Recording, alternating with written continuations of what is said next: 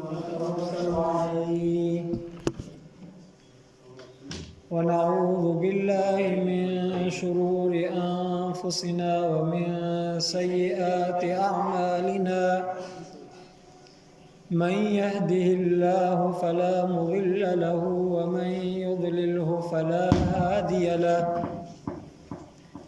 ونشهد أن لا إله إلا الله وحده لا شريك له ونشهد أن محمدا عبده ورسوله أما بعد فأعوذ بالله من الشيطان الرجيم بسم الله الرحمن الرحيم يا أيها الذين آمنوا استعينوا بالصبر والصلاة إن الله مع الصابرين ولا تقولوا لمن يقتل في سبيل الله أموات بل أحياء عند ربهم يرزقون إن الله وملائكته يصلون على النبي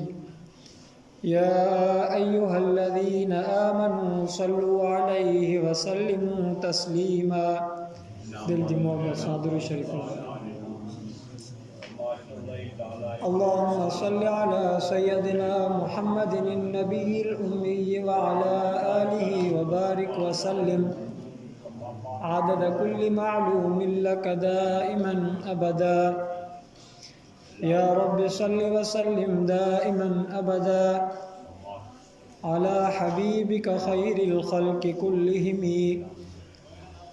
هو الحبيب الذي ترجى شفاعته لكل حول من الأحوال مقتحم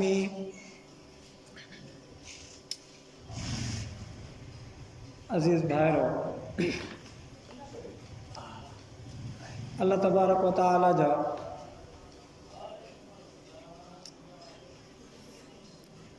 इंसान ज़ात जे मथां हद खां वधीक थोरा आहिनि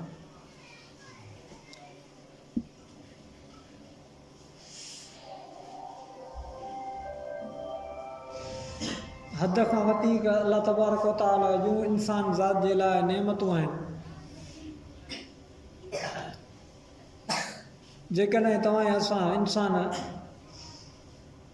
उन्हनि नेमतुनि खे शुमार करणु वेंदासीं त असां उन्हनि खे ॻणे ऐं शुमार न करे सघंदासीं छो त क़ुर पाक में बि अल्लाह तबारक व तआला फरमायो वइन तउद्दू निअमत अल्लाह ला तुहसूहा ऐं बानो जेकॾहिं तव्हां चाहियो था त मां अल्लाह जूं तव्हां नेमतूं ॻणियो त ला तुहसूहा तव्हां कॾहिं बि मुंहिंजूं नेमतूं न ॻणे सघंदव मक़सदु त अल्लाह तबारक व तआला जूं तव्हां ऐं असां इंसाननि ते एॾियूं नेमतूं आहिनि जो उहे ॻणण खां बि मथे आहिनि जो उन्हनि खे ॻणे नथो सघिजे वॾे में वॾी नेमत अल्लाह तबारक व तआला जी तव्हां ऐं असां इंसाननि जे लाइ इहा आहे अल्लाह तबारक व तआला तव्हां ऐं असांखे इंसान बणायो अल्लाह जी मर्ज़ी हुई जेकॾहिं असांखे जानवर बणाया अल्लाह जी मर्ज़ी हुई जेकॾहिं असांखे हैवान बणाया अल्लाह जी मर्ज़ी हुई असांखे हिकिड़े वण जी सूरत ॾेई बणाया अल्लाह जी मर्ज़ी हुई जेकॾहिं असांखे हिकिड़े पत्थर जी सूरत ॾेई बणाया लेकिन अल्लाह तबारक व तआला जी वॾे में वॾी नेमत इहा आहे त अल्लाह तबारक व तआला तव्हां ऐं असांखे इंसान करे बणायो लक़द ख़लक़नल इंसान फ़ी अहसन तक़वीम पर अल्लाह तबारक व तआला फरमाए थो त तमामु मख़लूक़ात मां जेके बि मुंहिंजी मख़लूक आहे उन मां सुहिणे अंदाज़ में ऐं ख़ूबसूरत करे मां इंसान खे पैदा करणु फरमायो त अज़ीज़ो वॾे में वॾी नेमत अल्लाह तबारक व तआला जी तव्हां ऐं असां ते इहा आहे त अल्लाह तबारक व तआला तव्हां ऐं असांखे इंसान बणायो इंसान बणाइण खां पोइ ॿिए नंबर ते वॾे में वॾी नेमत इहा आहे अलाह जो तव्हां असांजे मथां थोरो इहो आहे जो अलाह तबारक व तआला तव्हां असां इंसाननि खे मुस्लमान बणायो। छो त खोड़ इंसान आहिनि जेके इस्लाम खां गाफ़िल आहिनि, जेके अलाह जी तौहीद खां अलाह जी मारिफत खां जाहिल आहिनि, अलाह जे अंबिया जी ताज़ीम ऐं उन्हनि जी अज़मत जा इनकारी आहिनि। पोइ इहा बि घटि नेमत न आहे जो अलाह तबारक व तआला तव्हां असांखे उन्हनि मूं न बणायो आहे।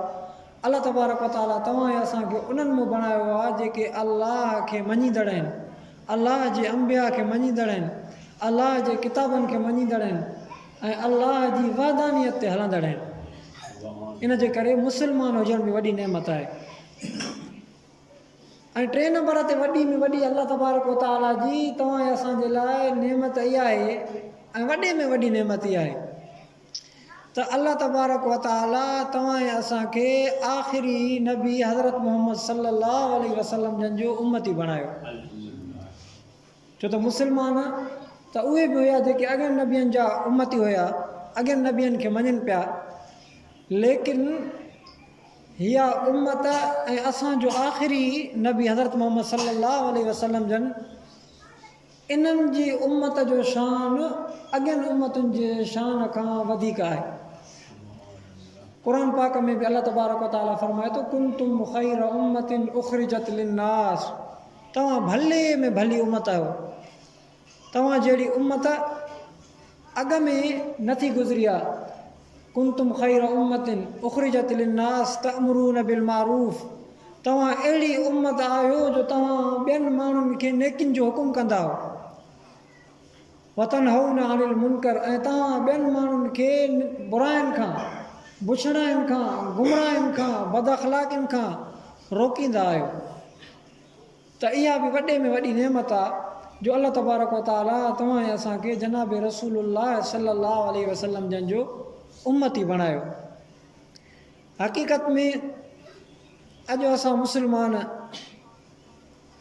अॼु असां इंसान, अॼु असां उम्मती उन पंहिंजे एज़ाज़ ऐं इकराम खे, उन पंहिंजी इज़त ऐं वक़ार खे भुलाए वेठा आहियूं जेको इज़त जेका नेमत अलाह तबारक व तआला तव्हां असांजे लाइ क़ुर में बयानु फरमाई आहे। अलाह तबारक व तआला दुनिया जे अंदरि खोड़ नेमतूं ॾिनियूं आहिनि। खाइण पीअण जे शयुनि में केॾियूं नेमतूं, फल फ्रूट, ज़मीनूं, रिज़्क़ रोज़ी, दुनिया जे अंदरि ॿियूं खोड़ नेमतूं, इंसान जे अबे अमा जी नेमत, औलाद जी नेमत, लेकिन जेके बि अलाह तबारक व तआला इंसाननि ते नेमतूं कयूं आहिनि उन्हनि नेमतुनि जो अलाह तबारक व तआला एहसान न ॼाणायो आहे त मां तव्हां ते एहसान कयो आहे। दुनिया जे अंदरि ईअं हूंदो आहे त को इंसान कंहिं इंसान खे का शइ ॾींदो आहे, कॾहिं उनखे पैसे जी ज़रूरत हूंदी आहे, कॾहिं उनखे कंहिं ॿी शइ जी ज़रूरत हूंदी आहे, पोइ उहो इंसान उन ग़रीब जी मदद कंदो आहे या उनजी कंहिं मजबूरी में उनजे कमु ईंदो आहे त पोइ उनखे चवंदो आहे इहा मां तो ते नेमत कई, मां एहसान कयो, इहो तुंहिंजो, इहो मुंहिंजो तो ते थोरो थी। लेकिन अलाह तबारक व तआला पंहिंजे कलाम मजीद में जेके नेमतूं कयूं आहिनि, असांखे इंसान बणाए, मुस्लमान बणाए, असांखे रिज़्क़ रोज़ी ॾिनई, अबे अमा जी औलाद जी नेमत ॾिनई, अखियुनि जी नेमत ॾिनई, कननि जी नेमत ॾिनई, हथनि जी, पेरनि जी, उज़वनि जी, दिलि दिमाग़ जी नेमत ॾिनई। अलाह तबारक व तआला ईअं न फरमायो आहे कंहिं बि नेमत जे ॾियण वक़्तु त मां तव्हां ते एहसान कयो आहे, लेकिन हिकिड़ी नेमत आहे, हिकिड़ी नेमत जो अलाह तबारक व तआला उहा नेमत ॾेई, उहो एहसान करे तव्हां असां मुस्लमाननि खे, इंसाननि खे ॿुधाए थो त इहो तव्हांजे मथां मुंहिंजो महज़ थोरो आहे, इहो तव्हांजो मुंहिंजे मथां, मुंहिंजो इहो तव्हांजे मथां एहसान आहे। उहो क़ुर पाक खे असां ॾिसंदासीं त क़ुर पाक फरमाए थो लक़द मन अल्लाहु अलल मुअमिनीन इज़ बअस फ़ीहिम रसूलन मिन अनफुसिहिम, ऐं इंसानो इहो तव्हांजे मथां मूं अलाह जो एहसान आहे, तव्हांजे मथां मां अलाह जो थोरो आहे जो मां अलाह आख़िरी नबी सैयदुल अंबिया सैयदुल अतक़िया सैयदुल औलिया जनाब रसूलुल्लाह सल्लल्लाहु अलैहि वसल्लम जन खे तव्हांजो नबी करे मोकिलियो। इहो वॾे में वॾो थोरो आहे। हाणे इहो थोरो अलाह तबारक व ताला सिर्फ़ु नेमतुनि जे ॾियण वक़्तु ॼाणायो आहे इंसाननि खे। त अज़ीज़ हो जनाब रसूलुल्लाह सल्लल्लाहु अलैहि वसल्लम जन जी ज़ात, साईं जन जो किरदारु, साईं जन जी ज़िंदगी, साईं जन जूं सुन्नत, साईं जन जी शरीयत, उहा केॾी अहमियत वारी आहे जो अलाह तबारक व ताला क़ुरान पाक में फ़रमायो त जेके बि नबी आया हज़रत आदम खां वठी हज़रत ईसा ताईं कमो पेश 1.25 लख अंबिया इकराम आया, उन्हनि खे पंहिंजूं उम्मतूं आयूं। पोइ खोड़ अहिड़ा इंसान हुया जेके पंहिंजे नबीअ खे उन्हनि खे तकलीफ़ा ॾिनऊं, खोड़ अहिड़ा माण्हू हुया जेके उन्हनि पंहिंजे नबीअ खे मञियो। पोइ ज़ाहिर ॻाल्हि आहे क़ुरान पाक इहो फ़ैसिलो कयो आहे, अलाह तबारक व ताला फ़ैसिलो इहो कयो आहे त जिन जिन इंसाननि पंहिंजे मौजूदा नबीअ खे मञे, उन्हनि जे ॻाल्हियुनि ते अमल करे, अलाह तबारक व ताला जी वहदानियत खे मञे, अलाह जी रज़ा हासिलु कई, उहे जन्नती आहिनि। ऐं के त अहिड़ा माज़ अल्लाह नबीअ खे उम्मती मिलिया जिन उन नबीअ खे गारियूं ॾिनियूं, उन नबीअ खे भितर आया, उन नबीअ खे अलाए कहिड़ियूं कहिड़ियूं तकलीफ़ां ॾिनियूं। मञो त न, तौहीद त न आणियो, इस्लाम त न आणियो, अलाह खे त न मञियो, लेकिन वेतर अञा वरी तकलीफ़ां ॾुख। त हाणे यकीनन क़ुरान पाक अहिड़नि इंसाननि खे उहो जहन्नम जो मिस्टाक बणायो, उहे इंसान जहन्नम में वेंदा। त अज़ीज़ हो त जनाब रसूलुल्लाह सल्लल्लाहु अलैहि वसल्लम जन तव्हां असांजे नबी थी आया। हाणे जनाब रसूलुल्लाह सल्लल्लाहु अलैहि वसल्लम जन जे दौर अक़दस में तव्हां असां न हुयासीं, तव्हां असां न हुयासीं। जनाब रसूलुल्लाह सल्लल्लाहु अलैहि वसल्लम जन जे दौर में जेके इंसान हुया, जिन जनाब रसूलुल्लाह सल्लल्लाहु अलैहि वसल्लम जन जे हथ ते बैअत करे पंहिंजे ईमान जी, माल जी, घर जी, औलाद जी क़ुर्बानी ॾिनी, अल्लाह तबारक व ताला उन्हनि जे लाइ फ़रमायो लक़द रज़ियल्लाहु अनिल मुअमिनीन इज़ बअस फ़ीहिम रसूल लक़द रज़ियल्लाहु अनिल मुअमिनीन इज़ युबाइऊनक तहत अश-शजरह। त यानी अल्लाह तबारक व ताला खोड़नि जाइनि ते उन्हनि जे लाइ रज़ी अल्लाह फ़रमायो। त यानी हर शइ पंहिंजी क़ुर्बान करे जनाब रसूलुल्लाह सल्लल्लाहु अलैहि वसल्लम जन सां साथ ॾिनो, दीन इस्लाम सां साथ ॾिनो। अल्लाह तबारक व ताला फ़रमाए थो त उहे इंसान मूं अलाह खां राज़ी थिया, मां अल्लाह उन्हनि इंसाननि खां राज़ी थी वियो। वरी ॿिए पासे ॾो जनाब रसूलुल्लाह सल्लल्लाहु अलैहि वसल्लम जन जे उन वक़्त में उहे इंसान हुया जेके जनाब रसूलुल्लाह सल्लल्लाहु अलैहि वसल्लम जन जे इनकार में उन्हनि घटिताई न कई, इनकार में उन्हनि घटिताई न कई। त अल्लाह तबारक व ताला उन्हनि जे लाइ वरी जहन्नम जो फ़ैसिलो फ़रमायो। त अज़ीज़ हो ॻाल्हि करण जो मक़सदु इहो आहे त हाणे इहो तमामु ज़मानो गुज़री वियो, हाणे आहे ॻाल्हि तव्हां ऐं असांजी। त अल्लाह तबारक व ताला तव्हां ऐं असां मुस्लमाननि खे एॾे शान ऐं मर्तबे वारो नबी ॾिनो, एॾे इज़त ऐं वक़ार वारो नबी ॾिनो जो 1400 सदियूं गुज़रियूं आहिनि जो इंसान उन नबीअ ते कलमो पढ़नि था, वरी उहे इंसान उन नबीअ ते क़ुर्बान थियनि था, औलाद क़ुर्बान करनि था, माल क़ुर्बान करनि था, पंहिंजी हर शइ क़ुर्बान करनि था। इज़त ऐं मक़ाम जनाब रसूलुल्लाह सल्लल्लाहु अलैहि वसल्लम जन जो आला, उन्हनि जी शरीयत आला, उन्हनि जो इस्लाम आला, उन्हनि जो किरदारु आला, हर शइ आला। लेकिन हाणे ॻाल्हि तव्हां ऐं असांजी आहे त असां ॾिसूं अल्लाह तबारक व ताला तव्हां ऐं असां मुस्लमाननि ते एॾो अहसान कयो। थी सघे पियो असां पहिरियों त मुस्लमान थियूं हलनि, वरी जनाब रसूलुल्लाह जा उम्मती थियूं हलनि, पर हाणे अल्लाह तबारक व ताला एॾो अहसान कयो, हाणे तव्हां असां मुस्लमान ॾिसूं असां उन नबीअ जी केतिरी लॼ रखी आहे, असां उन नबीअ जी सुन्नत खे केतिरी दिलि में जाइ ॾिनी आहे, असां उन नबीअ जे मिलियल तरीक़े ते केतिरो हलियूं।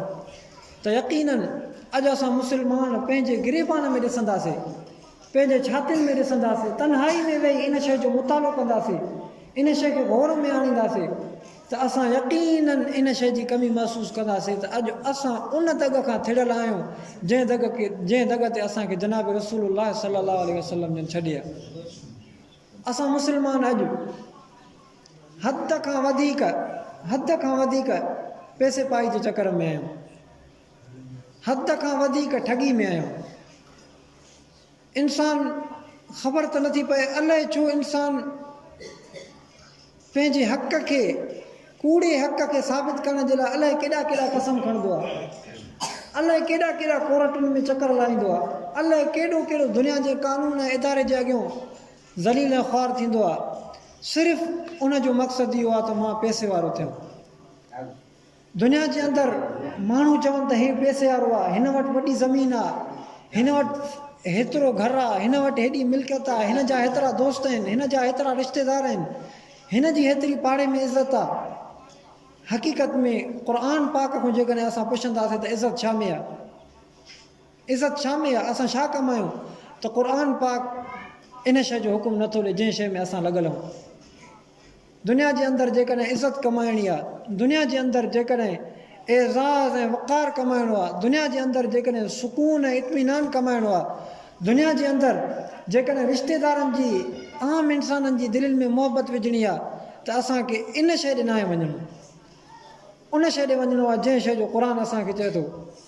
क़ुर चए थो जेकॾहिं तव्हां चाहियो था कुल इन कुंतुम तुहिब्बून अल्लाह, हर इंसान जी चाहत हूंदी आहे त मां दुनिया में बहितरीनु ज़िंदगी गुज़ारियां, मां हर माण्हू खे वणां, मां अबे अम्मा खे वणां, औलाद खे वणां, रिश्तेदारनि खे वणां, पाड़े वारनि खे वणां।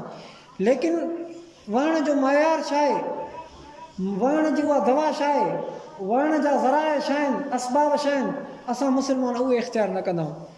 उहो असबाब क़ुर पाक ॿुधाए थो, कुल इन कुंतुम तुहिब्बून अल्लाह फत्तबिऊनी युहिब्बुकुमुल्लाह व यग़फिर लकुम ज़ुनूबकुम वल्लाहु गफ़ूरुर रहीम।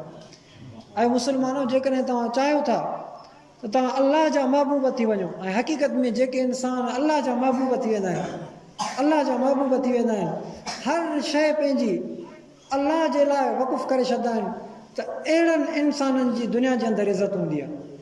हाणे जेको अल्लाह जो महबूब थी वियो उनजी दुनिया में इज़त थींदी, त अल्लाह ताला क़ुर में फरमाए थो कुल इन कुंतुम तुहिब्बून अल्लाह फत्तबिऊनी युहिब्बुकुमुल्लाह व यग़फिर लकुम ज़ुनूबकुम। ऐं महबूब मोहम्मद करीम तूं हिननि उम्मतिन खे चओ, पंहिंजे पोइ लॻनि खे चओ, पंहिंजे परस्तारनि खे चओ, जेकॾहिं तव्हां चाहियो था त असां अल्लाह जा महबूब थियूं त पोइ मूं नबीअ जी ताबेदारी कयो। उन खां अलावा तव्हां दुनिया जे अंदरि उहो इत्मीनान, उहो सुकून हासिल ई नथा करे सघो। इन जे करे मुस्लमानो असांखे अॼु इन शइ जी ज़रूरत आहे, इन शइ जी ज़रूरत आहे त असां अॼु पंहिंजे नबीअ सां केतिरो सचा आहियूं, पंहिंजे नबीअ जे दीन सां केतिरो सचा आहियूं, उन पंहिंजे नबीअ जे सुन्नत सां केतिरो सचा आहियूं। अॼु असां मुस्लमान निमाज़ सां केतिरो सचा आहियूं, असां मुस्लमान क़ुर पाक सां केतिरो सचा आहियूं, असां मुस्लमाननि जी मस्जिद सां केतिरी चाहत आहे। त यकीननि जेकॾहिं असां ॾिसंदासीं असांजे ॻोठ जी जेका जामिया मस्जिद हूंदी, इहा अलहमदुलिल्लाह जामिया मस्जिद आहे, बहितरीनु ठहियल आहे। हाणे हिन मां त पहिरियों दफ़ो आयो आहियां, लेकिन तव्हां वटि अलहमदुलिल्लाह मथां जमात हुजे, निमाज़ थींदी हुजे, माण्हू ईंदा हुजनि। अक्सर ॻोठनि में ईअं हूंदो आहे त मस्जिदूं आलीशान ठहियल हूंदियूं आहिनि, बहितरीनु, ऐं उन ॻोठ जी जेका आबादी हूंदी आहे घरनि जी 200-300 माण्हू जिन ते निमाज़ फ़र्ज़ु, माना बालिग़ आक़िल, उन्हनि जी मस्जिद में वञ त सिर्फ़ु पहिरीं उन सिफ़ में अहिड़ा माण्हू बीठा हूंदा जेके हूंदा बि वीचारा कुराड़ा, अछियुनि ॾाढ़नि वारा, सिर्फ़ु 10 खां 15 या 20 माण्हू हूंदा। 300 ॻोठ जी आबादी ऐं मस्जिद असांजी एतिरी भरियल। त यकीननि मुस्लमान उलमा इकराम फरमाइनि था, अहलुल्लाह फरमाइनि था, बुज़ुर्ग फरमाइनि था त अॼु असांजे इलाइक़नि में नफ़रतूं अची वियूं आहिनि, अॼु असांजे रिश्तेदारनि में उहे मोहबतूं न आहिनि रहियूं। थोरी थोरी ॻाल्हि ते विढ़ण आहे, थोरी थोरी ॻाल्हि ते नफ़रत आहे, थोरी थोरी ॻाल्हि ते झेड़ो आहे, रिज़्क़ रोज़ी में बरकत न आहे, औलाद नाफ़रमान आहे, उहा ॻोठ में इज्तिमाही मोहबत न आहे, हर कंहिंजा मुंहं फिरियल आहिनि, उहा रिश्तेदारनि में उहो सुकून ऐं मज़ो न आहे। त उलमा इकराम फरमाइनि था त वॾे में वॾो इहो सबबु इन नफ़रतुनि जो, इन्हनि गुमराहियुनि जो इहो आहे जो अॼु असां मुस्लमाननि निमाज़ खे छॾे ॾिनो आहे, असां मुस्लमाननि निमाज़ खे छॾे ॾिनो आहे। हक़ीक़त में जंहिं इंसान निमाज़ खे छॾियो, जंहिं इंसान निमाज़ खे छॾियो त सच सम्झो मुस्लमान ॼण उन अलाह खे छॾियो, जंहिं अलाह खे छॾियो उन अलाह जे रसूल खे छॾियो, जंहिं अलाह जे रसूल खे छॾियो उन अलाह जे दीन खे छॾियो। त हाणे मुस्लमानो अहादीस मुबारक में बि निमाज़ जी एॾी अहमियत आहे जो अलाह तबारक व तआला जो रसूल फरमाए थो त काफ़िर ऐं मुस्लमान जे विच में मयारी फ़र्क़ु सिर्फ़ु निमाज़ जो आहे। काफ़िर बि उअं ई घुमनि था, असां मुस्लमान बि उअं ई घुमूं, हाणे मुस्लमान ऐं काफ़र में फ़र्क़ु अलाह जो रसूल इहो फरमायो त मुस्लमान उहो हूंदो जेको निमाज़ पढ़े, काफ़र उहो हूंदो जेको निमाज़ न पढ़े। इन मां अंदाज़ो लॻाए सघिजे थो त निमाज़ जी केॾी अहमियत आहे। ऐं असां मुस्लमाननि जे पंहिंजी ज़िंदगी में जॾहिं उहा तरबियत न आहे, पंहिंजी ज़िंदगी में सुधारो न आहे, जॾहिं उहो उस्ताद कामिल न हूंदो आहे, उस्ताद कामिल न हूंदो आहे त उन जा शागिर्द बि ओड़ा हूंदा आहिनि। अल्लाह तबारक व तआला क़ुर में फरमाए थो, या अय्युहल्लज़ीना आमनू कू अनफुसकुम व अहलीकुम नारा, ऐं ईमान वारो सभ खां अवल पंहिंजो पाण खे कामिल कयो, पंहिंजो पाण खे अहिड़ो मुत्तक़ी परहेज़गार निमाज़ सां, क़ुरान सां, मस्जिद सां, दीन सां लागू कयो, पंहिंजो पाण खे जहन्नम जी बाहि खां बचायो। हाणे पंहिंजो पाण खे बाहि खां बचाइण खां पोइ पंहिंजे घर वारनि खे बचायो, पंहिंजे पाड़े वारनि खे बचायो, पंहिंजी औलाद खे बचायो, पंहिंजे दोस्तनि खे बचायो।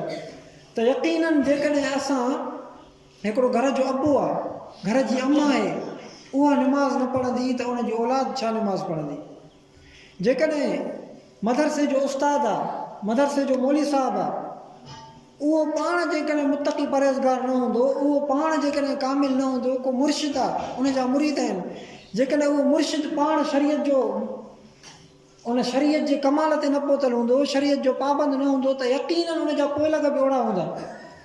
इन जे करे ज़रूरी आहे त सभ खां अवल असां पंहिंजे ज़िंदगियुनि में निमाज़ आणियूं, पंहिंजे ज़िंदगियुनि में दीन आणियूं। जेकॾहिं असांजी अम्मा निमाज़ पढ़ंदी त बचे में उहा आदत थींदी, असांजो अबो निमाज़ पढ़ंदो त बचे में उहा आदत थींदी। जेकॾहिं असां उन्हनि औलाद जे अॻियां गुमराही जूं ॻाल्हि कंदासीं, आज़ान मिले थो असां घर में वेठा आहियूं त असांजी औलाद बि असां ते ई वेंदी। आज़ान मिले थो असां दुनिया जे कम में लॻा पिया आहियूं, असां बनी ॿारे ते वेठा आहियूं, असां औताकनि में वेठा हवाला बजायूं था, त यकीननि असांजी औलाद का वलीउल्लाह न थी वेंदी।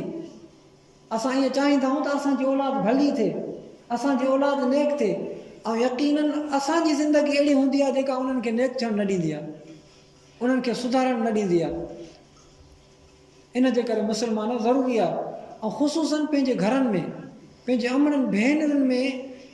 अॼुकल्ह त जदीद ज़माने में असांजे मुस्लमाननि जे घरनि मां, औरतुनि मां, अमड़ियुनि भेनरुनि मां दीन निकिरी वियो आहे, उन्हनि मां हया ऐं परदो निकिरी वियो आहे, उन्हनि मां उहा संजीदगी निकिरी वई आहे, उन्हनि मां निमाज़ निकिरी वई आहे। हिकिड़ो अल्लाह वारो हुयो, मुख़्तसर टाइम बि आहे, अल्लाह वारो पाण बि अल्लाह वारो हुयो, उनजी घरवारी बि अल्लाह वारी हुई, नेक साल हुयो। पोइ उहो अल्लाह वारो निमाज़ त वाक़ई पाबंदी सां पढ़ंदो हो, अल्लाह जो वली हुयो, बुज़ुर्ग हुयो, लेकिन उनजो कॾहिं तहजुद बि कसा न थींदो, पाबंदी सां उहो तहजुद जी निमाज़ पढ़ंदो। लेकिन उनजी घरवारी जेका नेक साल उहा तहजुद न पढ़ंदी, छो जो तहजुद फ़र्ज़ु त न आहे, इहो वरी बुज़ुर्गी जी हिकिड़ी ॻाल्हि आहे। तहजुद पढ़े त वरी अल्लाह तबारक व तआला जे अञा वधीक वेझो थींदो आहे। बहरहाल उन अल्लाह वारे बुज़ुर्ग उन पंहिंजी घरवारी खे चयो, तुंहिंजूं सॼियूं ॻाल्हियूं भलियूं आहिनि, नेक साल आहे, तुंहिंजी अहिड़ी माई बि का आहे कोन, तूं में निमाज़ आहे, तो में हया, तो में संजीदगी, लेकिन हाणे तूं तहजुद बि पढ़ त मुंहिंजी अञा वधीक दिलि ख़ुशि थींदी। त बुज़ुर्ग हाणे उन बुज़ुर्ग जी घरवारी छा कयो, ॿिए ॾींहं ते उहो अटो ॻोए मानी जे लाइ, लेकिन उन में वुज़ू न कयईं, वुज़ू बि न कयईं, ऐं बग़ैर बिस्मिल्लाह जे उहो अटो ॻोए छॾियईं। राति जो उनजो अल्लाह वारो बुज़ुर्ग ॿाहिरों आयो, उनखे मानी खारायईं, मानी खाराइण खां पोइ उहो बुज़ुर्ग सुम्हियो त सुबुह जो उनखे तहजुद ते जाॻ ई न थियो, निमाज़ ते वञी उथियो, जेको तहजुद कज़ा न थींदो। उथण खां पोइ हिनखे हसरत थी, पोइ घरवारी बहस, घरवारी चयोसि, बुज़ुर्ग अॼु तव्हां निमाज़ त पढ़ी, पर तहजुद अॼु तव्हांखो छो कज़ा थी वियो? चई मूंखे ख़बर नथी पए त अॼु मां तहजुद कीअं कज़ा थियो। पोइ उन पंहिंजी उन घरवारी उनखे ॿुधायो त जेको तूं तहजुद जी पाबंदी कंदो आहीं, तोखां तहजुद कज़ा न थींदो आहे, तुंहिंजी ज़िंदगी में बरकत आहे, तुंहिंजे अमलनि में बरकत आहे, तो में रूहानियत आहे, तो में उहा अल्लाह तबारक व तआला खे हासिलु करण जो हिकिड़ो लुत्फ़ ऐं उमेदु आहे। इन में तुंहिंजो कमाल न आहे, मां औरत जो कमाल आहे। हे हैरान थी वियो बुज़ुर्ग त इन औरत जो कीअं कमाल आहे। उन ते पुछियसि तुंहिंजो कीअं कमाल आहे।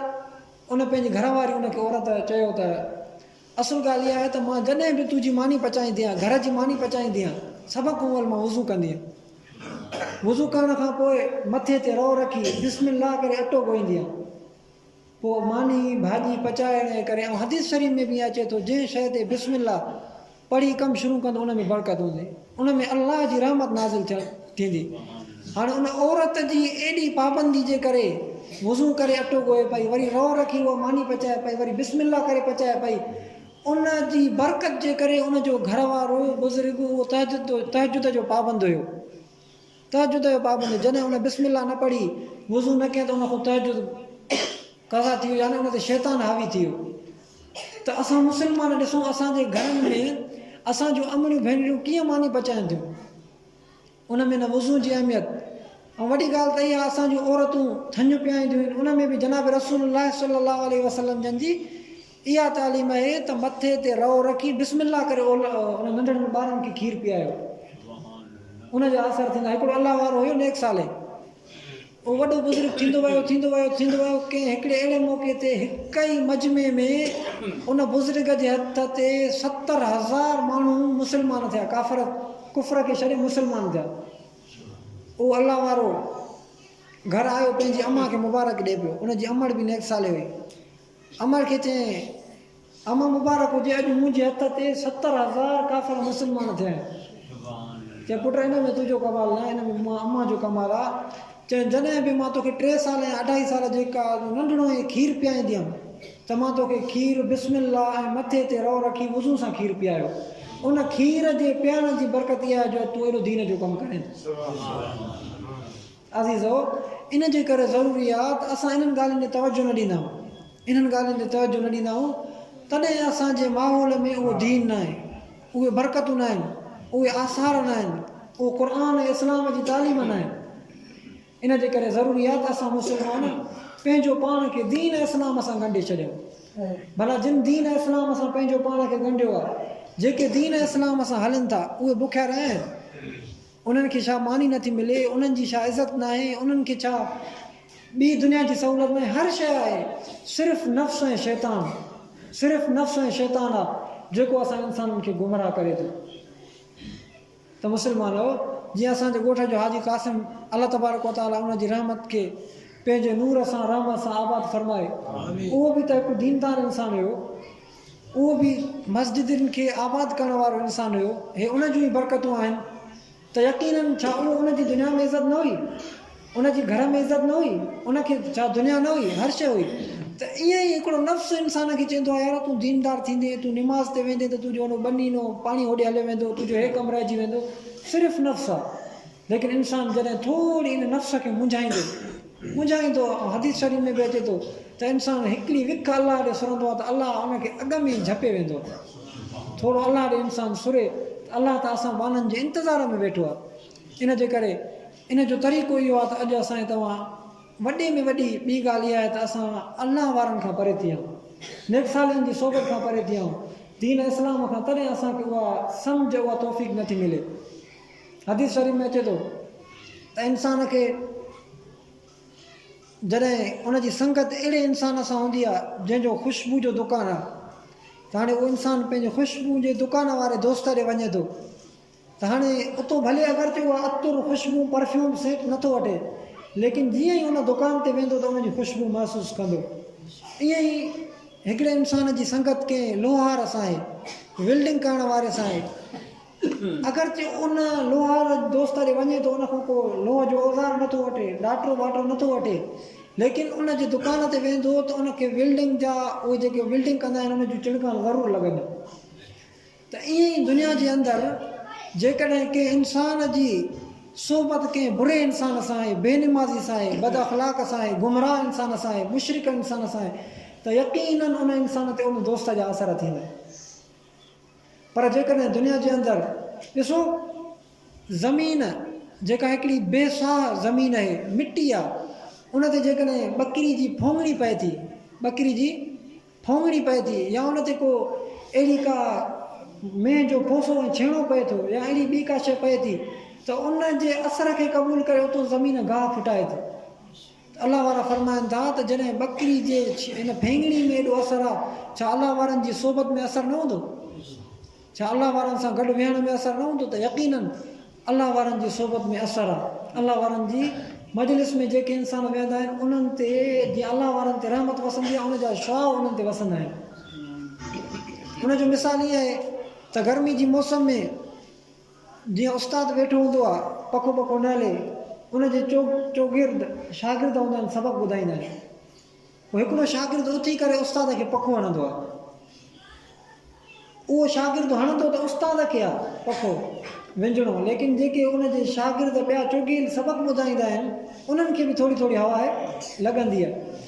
अलाह वारा फरमाइनि था ईअं 24 घंटा अलाह जे वलीअनि ते, बुज़ुर्गनि ते, उलमा ते उन क़ुर ऐं दीन ऐं हदीस जी बरकत जे करे 24 घंटा अलाह जी रहमत वसे थी।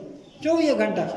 पोइ हाणे जेके बाना उन्हनि सां मिलणु वञनि था, उन्हनि खां दीन सिखणु वञनि था, उन्हनि खां ईमान सालम कराइणु वञनि था, उन्हनि जी मजलिस में वेहनि था त उन्हनि ते बि उन रहमत जा आसार पुॼनि था। अज़ीज़ो, इन जे करे ज़रूरी आहे तव्हां ऐं असां अलाह वारनि सां सोबत रखूं, अलाह वारनि सां हथ में हथ मिलायूं। इतां ई असांखे दीन मिली वेंदो, इतां ई असांखे इस्लाम मिली वेंदो।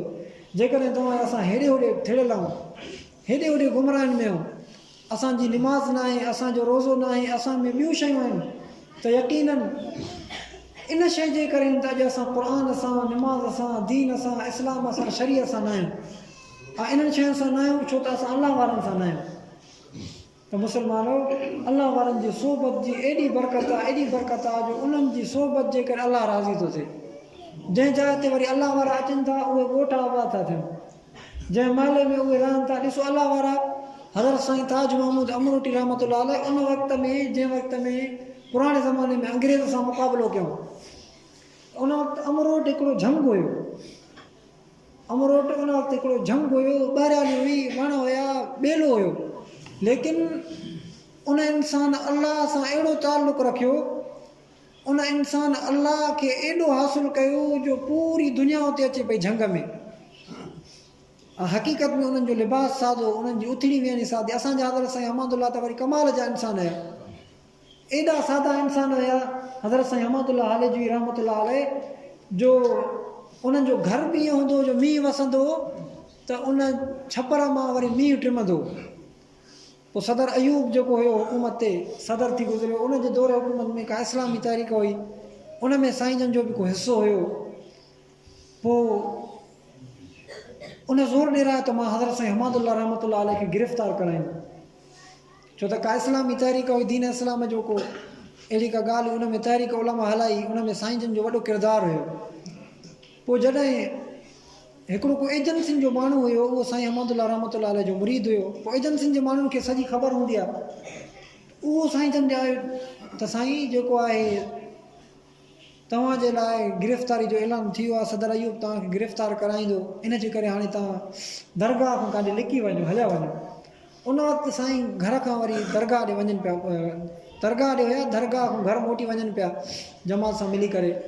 रस्ते में उहो इंसानु आयो त साईं जन पंहिंजी जुती लाथी, पेर में उहो जेको मोज़ो उहो लाहे करे पेर जो अंगूठो ईअं ज़मीन ते रखियऊं, पेर जो अंगूठो ज़मीन ते रखी करे चयूं, पुट सदर अयूब खे एतिरी बि ताक़त न आहे जीअं पेर जो मूंखे हेतिरो ज़ोर ॾेई सघे, एतिरी बि उनखे ताक़त न आहे। त हिकिड़े पासे ॾों असां ॾिसूं था उन्हनि जी ज़िंदगी सफ़ा सादी, लिबास सादो, उथणी वेहणी सादी, खाइण पीअण जे लाइ उन्हनि जा एॾा इंतिज़ाम न, घर राइश लाइ उन जा एॾा इंतिज़ाम न। पोइ इहा कहिड़ी शइ हुई जे उनजे वक़्त जे सदर ऐं फिरौन सां एॾो उन्हनि खे ललकारनि पिया। त यकीनन इहो अलाह तबारक व तआला सां ताल्लुक़ु हुयो, रूहानियत हुई, बुज़ुर्गी। अॼु असां मुस्लमान हर को परेशान आहे त मां यार मूं वटि बीमारी आहे, मूंखे हीअं आहे, मां सां फलाणो माण्हू विढ़े थो, मां वटि बरकत न आहे। इहा असांजे अलाह सां निस्बत ऐं ताल्लुक़ु न आहे। अलाह वारा त फरमाइनि था तव्हांजी जेका ज़रूरत हुजे, जेका ज़रूरत हुजे ॿियनि खे बि न ॿुधायो, सिधो अची वज़ू करे बरकात नफ़िल पढ़ी अलाह जे अॻियां रोई रोई रोई रोई दुआऊं घुरो, त यकीनन तव्हां सां तव्हांजो अलाह तबारक व तआला सां एॾो ताल्लुक़ु क़ाइमु थी वेंदो। जेका तव्हां सां मुसीबत थिए, बीमारी थिए, परेशानी थिए, तव्हांखे पैसे पाई जी ज़रूरत हुजे, रिश्तेदारी जी ज़रूरत हुजे, असां दुनिया में ओताकनि ते वेही हवाला कंदा आहियूं, यार मूंखे हीअं ख़बर न आहे त अॼु असांजो मुस्लमान इन शइ ॾे छो थो अचे त अलाह सां बि हवाला कबा आहिनि, अलाह सां बि कचहरियूं कबियूं आहिनि, अलाह खे बि दाऊं ॾिबियूं आहिनि। जेके जेके अलाह वारा इंसान कामिल थिया आहिनि उन्हनि पंहिंजा राज़ उन्हनि अलाह खे ॿुधाइनि। वो फविज़ अमरी इलल्लाह, वो फविज़ अमरी इलल्लाह, क़ुर पाक जी आयत जो हिकिड़ो हिसो आहे। त यानी इंसान पंहिंजा तमामु तर मामला अलाह जे हवाले करे छॾे। जॾहिं इंसान तमामु तर पंहिंजा मामला अलाह जे हवाले करे छॾंदो त अलाह उनजो थी वेंदो, अलाह उनजो थी वेंदो। जंहिंजो रब तंहिंजो सभु। हाणे जंहिंजो रब थी वियो उनजूं परेशानियूं बि ख़तमु, उनजा मामला बि ख़तमु, उनजूं बीमारियूं बि ख़तमु, उनजी हर शइ ख़तमु। इन जे करे त हज़रत साईं हमादुल्लाह रहमतुल्लाह अलैह ॾिसो सादी ज़िंदगी, लेकिन ओॾे वक़्त जे फ़िरौन खे ललकारनि था। ॿिए पासे ॾियूं हज़ार न बल्कि लखनि इंसाननि खे दीन इस्लाम जो पैगाम ॾियनि था, केतिरनि मुशरिकनि खे तौहीद ते आणनि था, केतिरनि ई उन्हनि दिलि जे कटियल इंसाननि खे उन ईमान जी उन लज़त सां उन मुनवर करनि था। एॾो उन्हनि जो फैज़ जेको अॼु ताईं बि उहो ई हले थो, उन्हनि जी दरगाह, उन्हनि जो फैज़, उन्हनि जी उहा नूरानियत, उन्हनि जा असरात उहे अॼु ताईं बि हलनि था उनजे ख़ानदान में, उनजी मुरीदीन में। छा हुयो? इहो अलाह तबारक व तआला सां तालुक़ हुयो, अलाह सां निस्बत हुई। त असां अहिड़नि इंसाननि सां तालुक़ रखंदासीं त यकीनन असांजी दिलि आबाद थी वेंदी। असां निमाज़ जे वेझो अची वेंदासीं, क़ुर जे वेझो अची वेंदासीं। दरगाह हाल शरीफ़ में हज़रत साईं हमादुल्लाह जे दौर में हाणे बि जीअं मर्द ईंदा आहिनि, औरतूं बि ईंदियूं आहिनि दरगाह ते ज़िक्र जे लाइ, अहिड़े तरीक़े सां कमकार जे लाइ। त हज़रत साईं हमादुल्लाह रहमतुल्लाह अलैह जे ज़माने में बि हिकिड़ी कुराड़ी उते दरगाह ते रही, नई आई का औरत वीचारी, शादी हुई। पोइ उते वरी असांजे दरगाह में ईअं हुयो त उते अंदरि वरी औरतुनि जी पंहिंजी मस्जिद आहे, उनजी निमाज़ थींदी आहे, उन्हनि जो ज़िक्र थींदो आहे, उन्हनि जा विर्द वज़ाइफ़ थींदा आहिनि, हर शइ उअं ई जीअं ॿाहिरि थींदो आहे दरगाह में। त पोइ उहा वीचारी औरत त दरगाह जो कमकार करे पई, लंगर जो मानी बानी पचाए पई, सफ़ाई वफ़ाई करे पई, हर शइ करे पई, लेकिन उहा वीचारी औरत निमाज़ न पढ़े पई, निमाज़ न पढ़े पई। हालांकि उते त इहा वॾी ॻाल्हि आहे। अॼु ताईं बि अल्हम्दुलिल्लाह हज़रत साईं हमादुल्लाह रहमतुल्लाह अलैह जे फैज़ जो, उन्हनि जी उन महिनत जो असरात असां मर्दनि खां वधीक असांजे हाले शरीफ़ जो औरतूं निमाज़ जूं पाबंद आहिनि, औरतूं निमाज़ जूं पाबंद आहिनि, क़ुर पाक जे पढ़ण जूं पाबंद आहिनि, दीन जूं पाबंद आहिनि। इहा बरकत आहे अॼु ताईं बि अल्हम्दुलिल्लाह। त वीचारी उहा माई साहिबा निमाज़ न पढ़े पई। पोइ साईं जन आया घर, त घर वारनि मूं कंहिं साईं जन खे शिकायत कई, साईं आहे माई साहिबु आई आहे, वीचारी कमकार त करे थी दरगाह जो, लंगर जो, मानी जो, लेकिन वीचारी निमाज़ नथी पढ़े। उते त हर को निमाज़ पढ़े पियो, तव्हां असां वटि त इहो ऐब न आहे जेको निमाज़ न पढ़े। तव्हां पुराणे ज़माने में वञो, जीअं जीअं वञो त उते ईअं हुयो त जेके ॻोठ में माण्हू निमाज़ न पढ़ंदा उन्हनि खे इंसान ॿी नज़र सां ॾिसंदा त हे किरियल इंसान आहे। अॼुकल्ह त अलाह साईं पनाह ॾे, जेको निमाज़ नथो पढ़े उहो फ़ख़ुरु थो करे, ऐं जेके निमाज़ पढ़नि था वरी असां मुस्लमान उन्हनि खे टोकियूं था त अड़े मुला थी वियो आहे, अड़े हे हीअं थो थिए, अड़े अलाह साईं पनाह ॾे, इहे ॻाल्हियूं त कुफ़र वारियूं आहिनि। वइज़ा क़लबू इला आलिमुन क़लबू फ़क़ीन वइज़ा राउहुम क़ालू इन हाउलाए लज़ालून। क़ुर में अलाह तबारक तआला फरमाए थो, जॾहिं सहाबा जनाब रसूलुल्लाह जे दीन ते हलंदा, उन्हनि जे ज़िंदगी ते, लिबास ते सादगी हूंदी, निमाज़ ते हूंदा, बुखनि ते हूंदा, उन्हनि जे जिस्म ते दीन इस्लाम ॾिसी करे काफ़र उन्हनि ते ठोकूं कंदा, काफ़र चवंदा त हे गुमराह आहिनि, सहाबा जे लाइ चवंदा। इहो त काफ़रनि जो तरीक़ो आहे। अॼु असां मुस्लमाननि में नाज़ुबिल्लाह खोड़नि जे उन चेहरनि ते ॾाढ़ी न आहे, जनाब रसूलुल्लाह सल्लल्लाहु, असां उनखे बेदर्दी सां शहीद था करायूं, घटनि में विछलायूं था, को अहसासु न आहे। पर जेके वीचारा ॾाढ़ी रखनि था वरी उनखे टोकूं ठठोड़ियूं था कयूं, उनजे लाइ घटि वधि था ॻाल्हायूं, उनखे मुला ऐं मुलू चऊं था। अजीब इंसान आहे मुस्लमान, इहो असां मुस्लमाननि जो तरीक़ो न आहे, इहो काफ़रनि जो तरीक़ो आहे। बहरहाल त उहा कुराड़ी वीचारी निमाज़ न पढ़े पई, साईं जन खे ख़बर पई, साईं जन आया घर, पोइ साईं जन फरमायो उनखे सॾु कयो माई खे।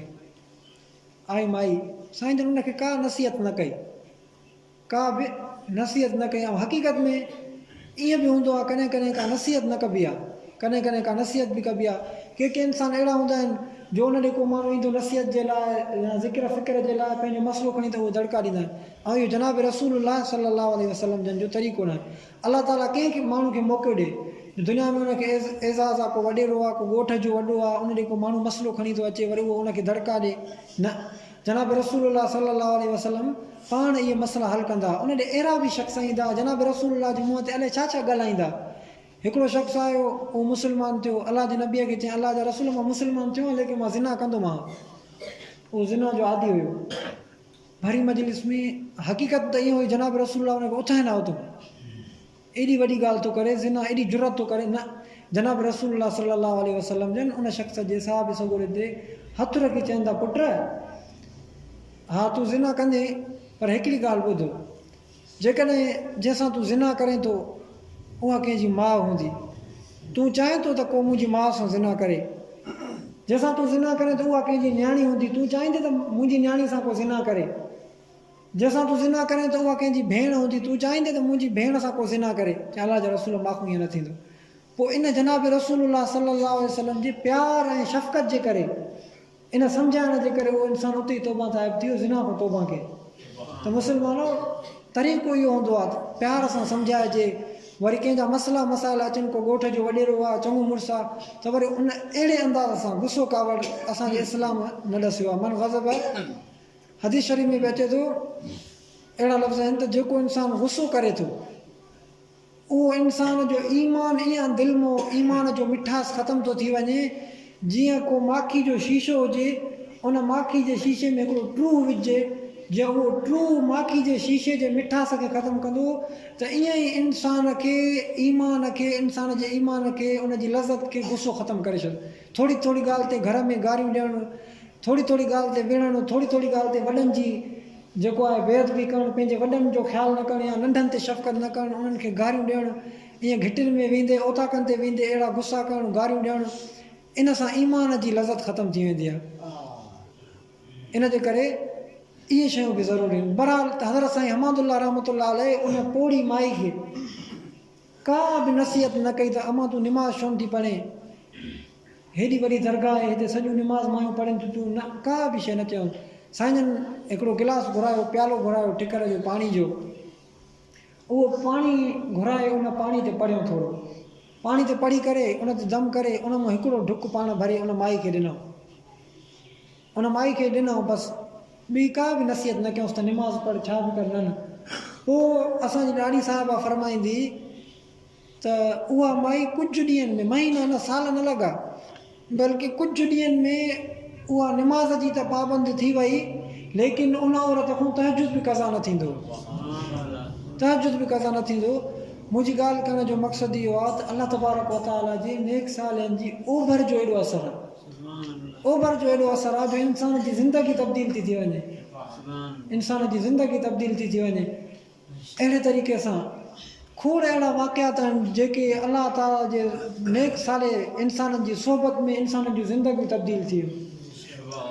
इन जे करे अज़ीज़ो, जेकॾहिं असां चाहियूं था त असांजे ॻोठ में, असांजे इलाइक़े में इस्लाम अचे, तौहीद अचे, दीन अचे, शरीयत अचे, दीन इस्लाम वारी उहा सुकून अचे, दीन इस्लाम वारी पाबंदी अचे, हया अचे, मोहबत अचे, त असांखे ज़रूरी आहे त असां उन्हनि अल्लाह वारनि जे क़दमनि में वेही दीन इस्लाम खे सिखूं, उहे रौनकूं लज़तूं हासिलु कयूं। भला साहबा इकराम बि पंहिंजो पाण त उहे एॾा कमाल वारा न थिया न, या ॿियनि नबियनि जा जेके उम्मती हुआ उहे बि एॾो पंहिंजो पाण कमाल न थिया। त यकीननि जेका बि असां तारीख़ पढ़ंदासीं, जेके बि इंसान कामिल थिया आहिनि, जिन जिन इंसाननि एॾा मक़ाम माणिया आहिनि, ज़रूरु उन इंसान कंहिं उस्ताद वटि, कंहिं मुर्शिद वटि गोॾा खोड़े उन दीन सिखियो हूंदो, दीन सिखियो हूंदो। भला हज़रत साईं अमरोटी रहमतुल्लाह अलैह एॾा जो कामिल थिया, पंहिंजो पाण थिया न, बल्कि उहे हज़रत साईं मोहम्मद सिद्दीक़ भरजूंडी वारनि जे उन दरगाह में, बारगाह में पंहिंजो पाण खे झुकाए अहिड़ो फैज़ हासिलु कयो। हज़रत साईं अहमदुल्लाह रहमतुल्लाह अलैह पंहिंजो पाण कामिल न थिया, आलिम त कमाल दर्जे जा हुया, लेकिन गुज़री बि उन्हनि खे हज़रत साईं अमरोटी रहमतुल्लाह अलैह जे उन्हनि में ख़िदमत में मिली। हज़रत साईं मेर शरीफ़ वारा रहमतुल्लाह अलैह पंहिंजो पाण कमाल ते न पहुता, एॾी उन्हनि जी बुज़ुर्गी, एॾी तक़वा, उहे बि हज़रत साईं अहमदुल्लाह रहमतुल्लाह अलैह जे ख़िदमत में अची पंहिंजे दीन खे, पंहिंजे उन दिली कैफ़ियतुनि खे मुनवर कनि।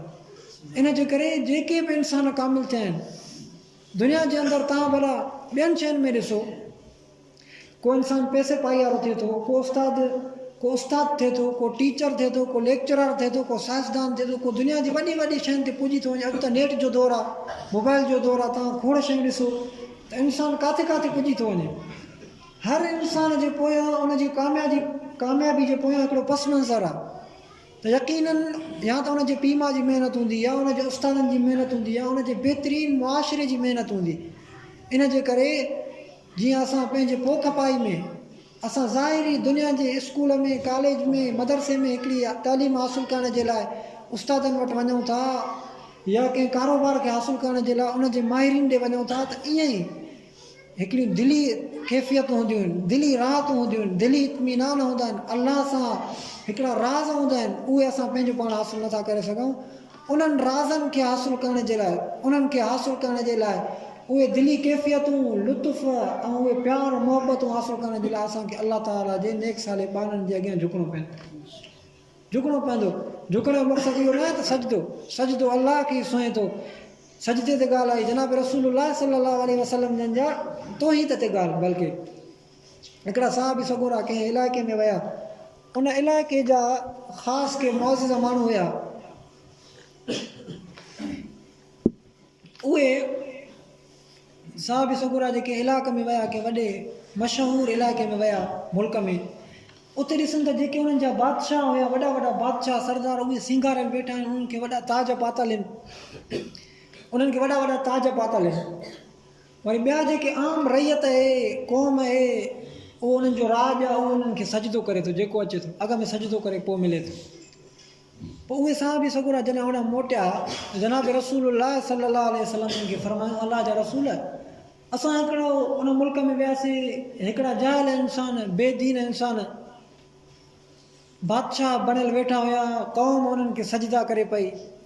हक़ीक़त इहा आहे जो अल्लाह तबारक व तआला तव्हांखे एॾो एज़ाज़ बख़्शियो आहे, तव्हांखे एॾो अल्लाह तबारक व तआला मान बख़्शियो आहे, तव्हां अर्श ते वियो, तव्हां ख़ातमुल अंबिया, तव्हां मेराज ते वियो, तव्हांजा हेॾा हेॾा रुतबा, तव्हां हर शइ। हक़ीक़त में इहो सजदो तव्हांखे करणु घुरिजे जो असां तव्हांखे सजदा कयूं, लाइक़ु तव्हां त जनाब रसूलुल्लाह सल्लल्लाहु अलैहि वसल्लम जन फरमायो, न, अलाह खां सवाइ सजदो करणु कंहिंखे बि जुगाए नथो। पोइ साईं जन फरमायो त जेकॾहिं हा सजदो करणु अलाह खां सवाइ ॿियो कंहिंखे सुहे आहे, ॿियो कंहिंखे जुगाए आहे, त सभ खां अवल मां पंहिंजे उम्मतिन जे उन औरतुनि खे, घर वारनि खे हुकुम कयां हा त उहे पंहिंजे मुड़ुसनि जो सजदो करनि, लेकिन अलाह खां सवाइ ॿिए कंहिंजो सजदो करणु आहे ई कोन इस्लाम में। इन जे करे जनाब रसूलुल्लाह सल्लल्लाहु अलैहि वसल्लम जन तव्हां असांखे तौहीद रसिया, हेॾे होॾे भिटकण न, क़बरुनि ते, पीरनि ते। अॼुकल्ह त एॾो आम थी वियो आहे, हर को पीर आहे, का उन्हनि वटि इस्लाम जी, तौहीद जी, इबादत जी ख़बर ई न आहे, ऐं असां मुस्लमान उन्हनि में फासी था पऊं। इन जे करे मुस्लमान इन्हनि शयुनि खां बि बचो। इंसानु एॾो तौहीद में कामिल हुजे, एॾो तौहीद में कामिल हुजे जो उन झंडे वांगुरु मिसाल बणिजी बीहे। ॾिसंदव तव्हां, असां को बि पंहिंजी जाइनि ते झंडो हणंदा आहियूं, उहो झंडो हिकिड़ी सनड़ी लकड़ी में लॻल हूंदो आहे, उन ॾे केतिरा हवाउनि जा तूफ़ान ईंदा आहिनि, मिटी जा तूफ़ान ईंदा आहिनि, उन ते उस ईंदी आहे, उन ते सीउ ईंदा आहिनि, लेकिन झंडो इस्तिक़ामत सां बीठो हूंदो आहे। त मुस्लमान तौहीद में एॾो मज़बूत हुजे, एॾो मज़बूत हुजे जो उन जे अॻियां गुमराही जा, ज़लालत जा, उहे बिदतुनि जा, शिरक जा केॾा बि तूफ़ान अचनि, लेकिन इनखे लोॾे न सघनि। इंसानु एॾो मज़बूत हुजे। इन जे करे मुस्लमानो, तव्हां असांखे ज़रूरत आहे त असां दीन इस्लाम सां मोहबत रखूं, क़ुर पाक सां मोहबत रखूं, अलाह वारनि सां मोहबत रखूं, पंहिंजे मस्जिदनि खे आबाद कयूं, ॻोठनि खे आबाद कयूं, इलाइक़े खे आबाद कयूं। ऐं इलाइक़ो, ॻोठ, मस्जिदियूं असांजा पंहिंजे पाण आबाद न थींदा, असांजी ज़िंदगियुनि जे तब्दीली आणण जे करे आबाद थींदा। हिकिड़ो इंसानु बि जेकॾहिं कंहिं इलाइक़े मां आबाद, हिकिड़ो कामिल थिए थो, हिकिड़ो इंसानु बि असांजे इलाइक़े मां अहिड़ो पैदा थी वियो जंहिंखे गाने ते कावड़ थी अचे, साज़ ते कावड़ थी अचे, उनखे बेहयाई ते कावड़ थी अचे, बेपर्दगी ते कावड़ थी अचे, उहो डटके बीह थो रहे, त यकीनन हिकु इंसानु ई असांजे इलाइक़े जे लाइ काफ़ी आहे। हिकु इंसानु। अलाह ताला तौफ़ीक़ ॾिए असांखे। इन जे करे हर घर में असांजूं औरतूं छो ॿाहिरि घुमनि, छो उहे असांजे ॿारनि में त ईअं हूंदो आहे वीचारियूं औरतूं गाह बि कंदियूं, पोइ बेपर्दगी थींदी। इस्लाम जो इहो तरीक़ो न आहे। इस्लाम औरत खे जेको इज़त ऐं मक़ाम ॾिनो आहे, शायदि उहो तव्हां असांखे मालूम न आहे। जनाब रसूलुल्लाह सल्लल्लाहु अलैहि वसल्लम जन पंहिंजी पाक उहा नुबूवत वारी चादर उन काफ़िरनि जे औरतुनि जे नियाणियुनि जे मथनि ते रखंदा, जेके उन जे लाइक़ु बि न हुयूं, ईमान खां ख़ाली हुयूं। मक़सदु त इन मां उन औरत जी इज़त ऐं शराफ़त जी अहमियत मालूम थिए थी।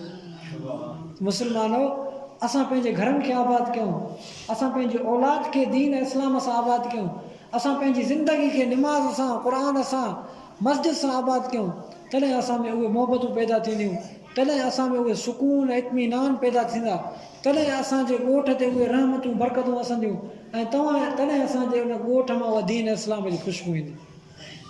अलाह तबारक व ताला खां दुआ आहे अलाह तबारक व ताला तव्हां असांखे बि दीन इस्लाम ते कामिल हलण जी तौफ़ीक़ अता फ़रमाए। ईअं न सोचींदा की हक़ीक़त में ॾिसो केॾा माण्हू वीचारा अॼुकल्ह वञनि था, हाजी कासिम साहिबु वियो, हुन ॻोठ में हो वियो, फलाणो वियो, टीरो वियो, का ख़बर नथी पए। एॾो मौत मामूली थी वियो आहे जो असांखे उनजो असरु बि नथो पए। ऐं यकीननि जॾहिं असांजी अखि ॿुॾंदी, अखि मुंझंदी, अखि ॿूटबी त पोइ असांखे ख़बर पवंदी त काश हे जहान त वियो आहे, हे जहान वियो आहे।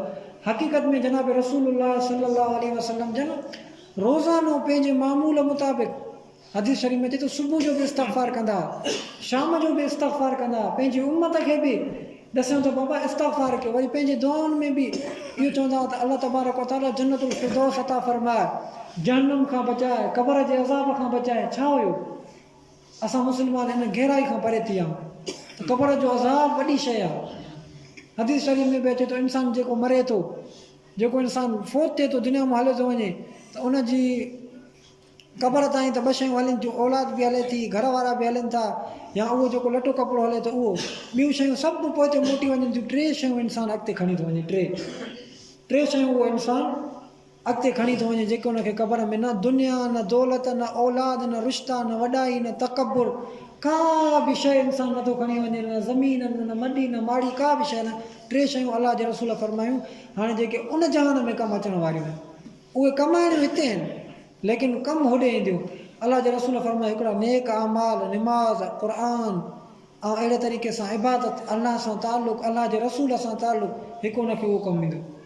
ॿियो उनजो उहो जेको आहे दीनी इल्मु पंहिंजे औलाद खे उहो पढ़ाए वियो आहे, या उस्ताद आहे पंहिंजे शागिर्दनि खे पढ़ाए वियो आहे, या हिकिड़ी का अम्मा आहे उहा पंहिंजे ॿार खे दीन इस्लाम या मदरसे में पढ़ाए थी। ॿिए नंबर ते इहो कमु ईंदो। टे नंबर ते उहो जनाब रसूलुल्लाह सल्लल्लाहु अलैहि वसल्लम जन फरमायो उहो सदको ख़ैर जो जेको हिन जो दुनिया में कयल हुजे। मिसाल उनजो मिसाल इहो आहे जीअं जनाब रसूलुल्लाह सल्लल्लाहु अलैहि वसल्लम फरमायो को पाणी जो इंतिज़ाम करे वञे, को नलको हणाए वञे, या हिकिड़ी मस्जिद आबाद कराए वञे, मस्जिद ठाराए वञे, या हिकिड़ी अहिड़ी का माली कमु करे वञे जेको हुनजो हले। मिसाल को मुसाफ़िर खानो ठाराए वञे, या हिकिड़ो अहिड़ो वणु हणाए वञे जंहिंमें माण्हू बि छांव वठनि, पखी परिंदा बि फ्रूट खाइनि, इंसान रस्ते वारा छांव वठनि।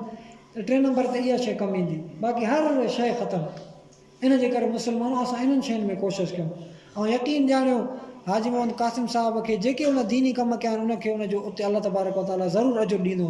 अॼु उनजो माल हिते आहे, अॼु उनजी औलाद हिते आहे, उनजो घर हिते आहे, उनजो लटो कपिड़ो हिते आहे, उनजा रिश्तेदार हिते आहिनि, उनजी हर शइ हिते आहे, का बि उनजी।